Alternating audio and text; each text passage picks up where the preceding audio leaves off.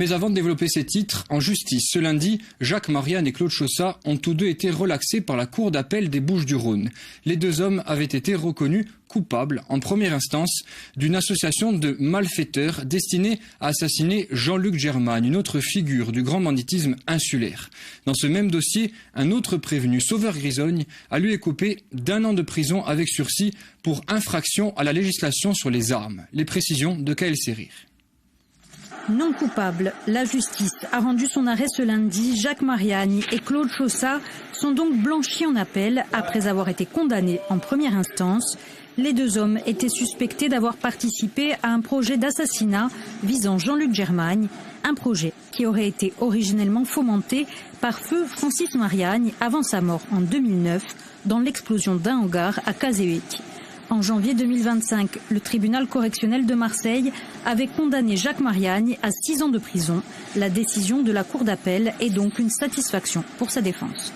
Cette procédure se signalait par la vacuité de l'accusation dirigée contre Jacques Marianne et cette décision de relax, elle est le contre-récit de celui qui avait été adopté par le tribunal correctionnel de Marseille, lequel l'avait condamné lourdement dans une configuration procédurale qui ne respectait pas les codes du procès équitable.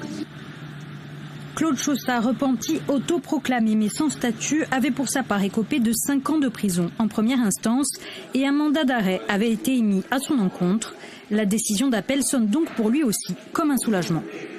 La défense de Claude Chaussat, évidemment, se réjouit de cette décision de relax. Ça signe pour cet homme la fin de toute son histoire judiciaire et de sa vie passée.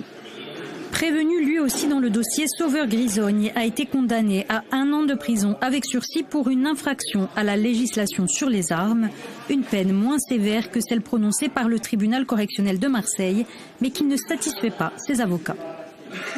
Monsieur Grisogne, qui n'a cessé de clamer son innocence depuis le premier jour, ne peut se satisfaire de cette décision. Si la Cour d'appel a certes prononcé une peine inférieure à celle de première instance, nous examinons avec attention l'opportunité d'un pourvoi en cassation. Si elle est saisie, la Cour de cassation ne se prononcera pas sur le fond du dossier, mais sur une question de procédure. Elle pourra, le cas échéant, ordonner la tenue d'un second procès en appel.